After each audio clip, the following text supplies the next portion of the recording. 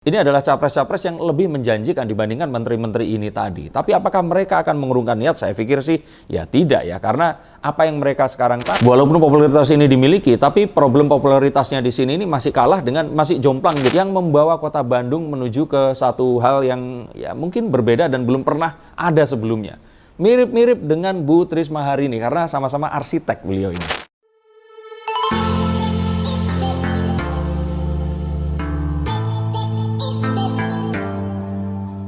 Halo Sensikers, kembali berjumpa bersama saya Denny Darko. Tidak ada yang namanya misteri, yang ada adalah tanda-tanda yang kita semua coba untuk mengerti. 4 orang menteri dalam kabinet Pak Jokowi dan Pak Ma'ruf Amin ini dikabarkan akan maju capres. Nah, apakah Pak Jokowi akan merestui keempat orang ini tadi? Karena salah satunya ini bilang ya menunggu restu dari Pak Jokowi. Terus mengapa harus perlu restu dari presiden yang katanya nggak pengen menjabat dan nggak pengen 3 periode? Dan seperti apa elektabilitas keempat orang ini tadi? Yuk kita akan lihat menggunakan kartu-kartu saya berikut ini. Kita akan lihat langsung dari kartu saya yang pertama.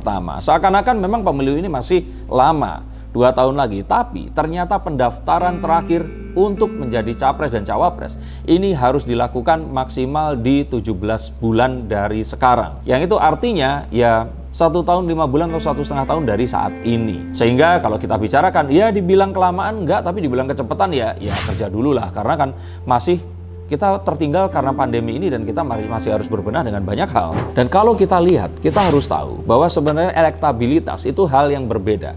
Dan sebelum kita bicarakan elektabilitas, kita harus tahu bahwa seseorang figur ini tadi harus memiliki popularitas.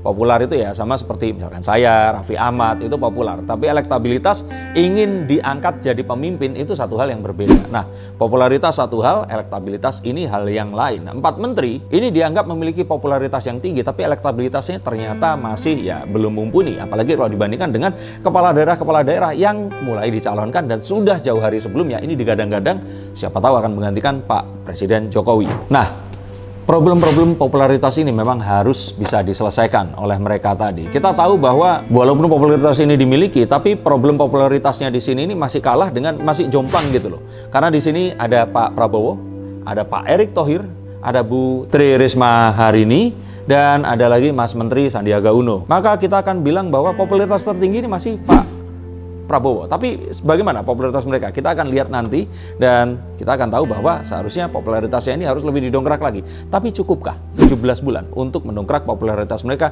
sehingga akan memberikan elektabilitas yang juga mumpuni? Stop dulu sebentar untuk kalian semua yang merasa atau menganggap bahwa saya hanya membacakan tarot untuk artis-artis. Kalian salah. Kalian pun berkesempatan untuk bertatap muka dengan saya atau menanyakan apapun yang kalian ingin tanyakan dan biarkan kartu-kartu saya di sini mencoba untuk mencarikan alternatif jalan keluar dari pemecahan permasalahan yang terbaik untuk saat ini dan mendatang. Dan saya jamin ini semua akan private, hanya kalian dan saya yang akan mengetahuinya. Apapun permasalahannya. Karena saat sebuah masalah terjadi, sebenarnya sebuah solusi itu menanti. Dan siapa tahu solusi terbaik dari permasalahan kalian akan ketemu saat kalian ngobrol dengan saya dan izinkan saya untuk membuka setiap kartunya kepada kalian. Hubungi segera nomor di bawah ini dan pastikan nomor ini saja dan izinkan saya untuk membantu memecahkan permasalahan apapun yang kalian alami. Semoga informasi ini bisa membantu kalian memecahkan permasalahan kalian. Oke, lanjut ke konten yang berikutnya. Karena yang kita tahu mereka ini masih harus bekerja dan kita tahu bahwa sebenarnya pola para pemilih ini memilih presiden itu ternyata bergeser loh. Kalau dulu ini yang jadi capres itu biasanya ketum parpol, ketua umum parpol, Pak SBY, Bu Mega, Gus Dur. Kita ngomongin setelah Orde Baru ya. Terus kemudian berubah menjadi pejabat nasional atau ya setingkat menteri lah seperti itu. Jadi kayak misalkan Pangap atau misalkan orang-orang yang memang memiliki satu jabatan tapi kepala gitu di sebuah lembaga kenegaraan. Dan terakhir ini malah menyasar sekarang ini malah ke kepala daerah. Bahkan Mas dan Bu Menteri ini kalah dengan kepala daerah yang elektabilitasnya ini gila-gilaan saat ini. Rupanya kenapa para pemilih ini sekarang itu melihat ke kepala daerah? Karena mereka kayaknya sudah dibilang muak ya gimana ya dengan urusan kepartaian yang mereka nggak tahu ini juntrungannya gimana. Jelas menerima uang dari masyarakat tapi nggak jelas saat mereka nggak kenal gitu sama produknya ini tadi. Nah, tapi kalau kepala daerah ini langsung bisa dinilai dari rapor mereka memimpin daerah-daerah mereka masing-masing. Sehingga ini akan lebih mudah dan mereka berpikir kalau ini diangkat ke lebih tinggi, semua permasalahan harusnya akan lebih selesai. Maka kita akan lihat Figur-figur seperti Jokowi, Ridwan Kamil, yang mereka ini seakan-akan membypass hal ini tadi. Dan tentu saja orang-orang partai ini merasa, ya kalau menurut saya sih pasti geram ya dengan kok bisa secepat itu. Saya masih lihat Kang Emil, ini begitu kami dulu menyebutnya, di kampus ITB, itu masih berkeliaran di kampus itu sesirka tahun 2011, 2012. Terus tiba-tiba nggak sampai 5 tahun, 6 tahun, beliau ini sudah menjadi figur yang membawa kota Bandung menuju ke satu hal yang ya mungkin berbeda dan belum pernah ada sebelumnya. Mirip-mirip dengan Bu Trisma hari ini, karena sama-sama arsitek beliau ini. Maka kita akan tahu bahwa kesanalah cara para netizen atau bangsa Indonesia ini sepertinya akan memilih. Nah, kenapa kok butuh restu Pak Jokowi? Karena usut punya usut.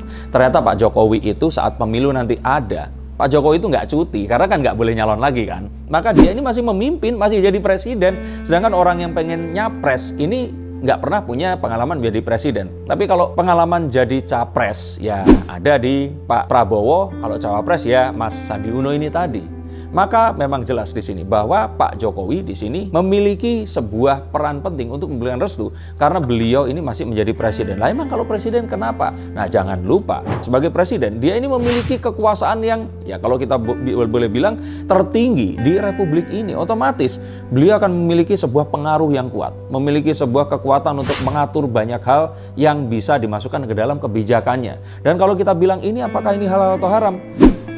Tidak ada hal yang haram dalam politik. Dan kalau saya kira di sini kita akan melihat kebesaran jiwa Pak Jokowi ini tadi untuk bisa ya memberikan restu kepada siapa yang nanti kita akan saksikan.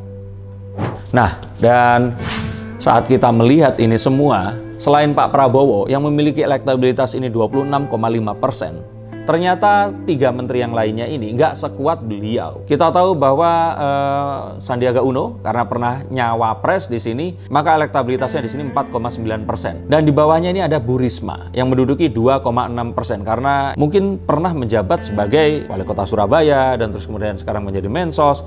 Nah, yang terakhir ini adalah Mas Erick Thohir atau Erto yang memiliki hanya 1,1%. Lah, sisanya ini ada di mana? Ya ada di Pak Ganjar, Pak Anies, Kang Emil. Ini adalah capres-capres yang lebih menjanjikan dibandingkan menteri-menteri ini tadi. Tapi apakah mereka akan mengurungkan niat? Saya pikir sih ya tidak ya. Karena apa yang mereka sekarang tanam itu bisa kalau nggak sekarang dipakai, mungkin ya sekitar 8 tahun lagi, 7 tahun lagi ini bisa digunakan untuk nyapres di 2029 nanti. Tapi apapun itu, yuk kita berterima kasih kepada media sosial karena media sosial ini tadi nanti di 2024 konstelasi politik ini akan dipenuhi oleh banyak bintang. Akan bertabur figur-figur yang memang kita kenal. Beda kayak dulu kita nggak kenal. Ini siapa, kenapa dia terus tiba-tiba menjadi capres, cawapres, visinya apa dan sebagainya. Nanti diharapkan orang-orang ini akan beradu tentang visi dan misi mereka. Program kerja apa yang akan mereka tawarkan. Dan mengingat bahwa Indonesia masih bangkit dan baru bangkit dari pandemi, apa yang akan mereka janjikan